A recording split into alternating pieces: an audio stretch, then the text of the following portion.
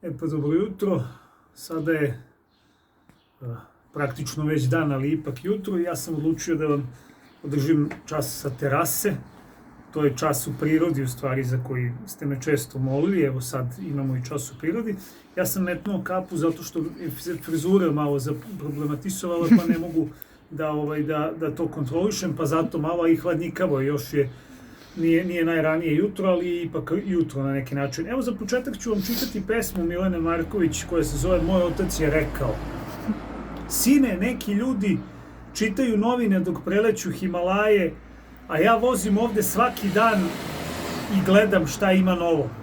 Toga sam se setila, jedem makarone sa bazilikom iznad neke zemlje, lepa neka zemlja, vidim senke ispod drveća, gledam kartu, razmišljam gde ću sve da idem, ako budem imala sreće, ako budem imala pameti, ako budem poživela, šta li će sve biti i ako ne bude kako pre par godina putovala sam samo autobusima koji su se kvarili, gubila torbe uz put, niz put, moje dete u jednoj, bratovo u drugoj ruci, moja majka ide za nama, nosi kese, stalno se znoji, sad jedem makarone s bazilikom i neki sir, razmišljam, gledam se sa ljudima, kažem sebi ja sam neko i nešto, a onda se setim zašto sam pre neki dan plakala.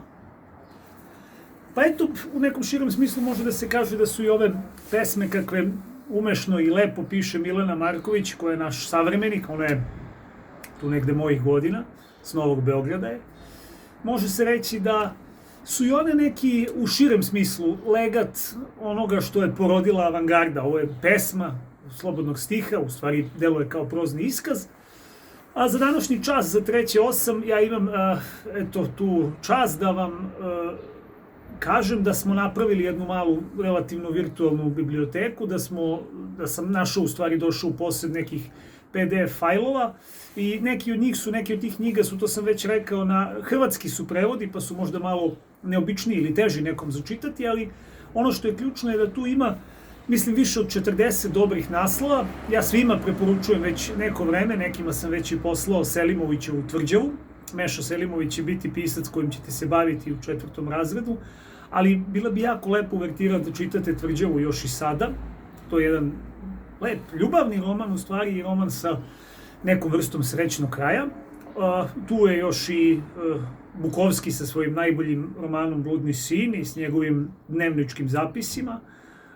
Tu je još Antoine de Saint-Exupéry sa knjigom Zemlja ljudi, ili sam to možda izostavio jer nešto nije bilo u redu sa odnosom slova i hartije, nisam siguran, ali sam video tu knjigu, međutim ona možda nije tu. Tu je još nekoliko pisaca koje smo pominjali u različitim prilikama, a evo prilike da se uputite u njihov rad i to na onaj način koji je najbolji, u stvari, da sa sopstvenim iskustvom uronite u svet tih knjiga. Ja shvatam da vam je ovih dana što se obaveza tiče stvari spremetana i da je ovo sve neki ritam i tempo i način na koji nismo navikli ni blizu i shvatam isto tako, razmišljam o tome koliko je sad ovo na neki način bezdušno i glupo kad ja ovako gledam u telefon i sad ja vama nešto pričam. To nema naravno veze sa onim što je naš prirodni prostor na koji se nekad žalimo, sada ispada da nam verovatno svima nedostaje, naravno ne svima zbog književnosti, nekima i zbog jedni i drugih i to je prirodno, ali u svakom slučaju ono što bih ja voleo je da vi idete kroz te knjige, da pokušate u njima da pronađete nešto što do sada niste.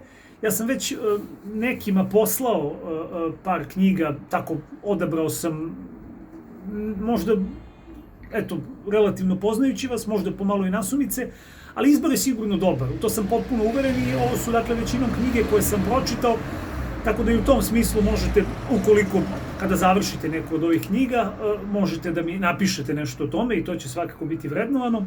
Što se tiče pismenih, evo ja sam ovako podelio stvar, vi ste 3:08, vi ćete neku vrstu pismenog rada raditi u utorak. Dakle, odmorit ćemo još ovaj vikend, u utorak imamo dvočas, pa ćemo u toku tog dvočasa se baviti sad već, kako da kažem, nominalno i pravno Andrićem. Nemojte da se sekirate, prosto vaša dužnost do sad je bila da pročitate roman, pa ćete pisati nešto o tome.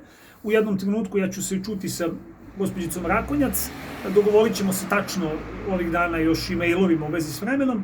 onda ću vam dati temu i imat ćete 2 školska časa da o njoj pišete.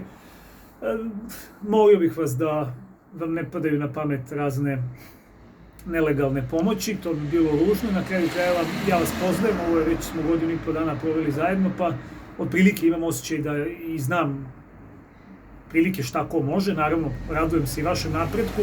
Eto, ovom prilikom mogli bismo da pozdravimo gospodina Vladimira. Vojak je pokazao da je stvarno iznenadio sjajno svojim čitanjem, pa se nadamo da će i pismeni ispratiti rad. Ono obećanje koje sam mu dao pamtim, ali zašto 3, zašto ne 4? Dobro, eto, to je ova moja jutrošnja obraćanja, mi izgleda idu mnogo bolje nego ova popodnevna, bar ja to tako osjećam.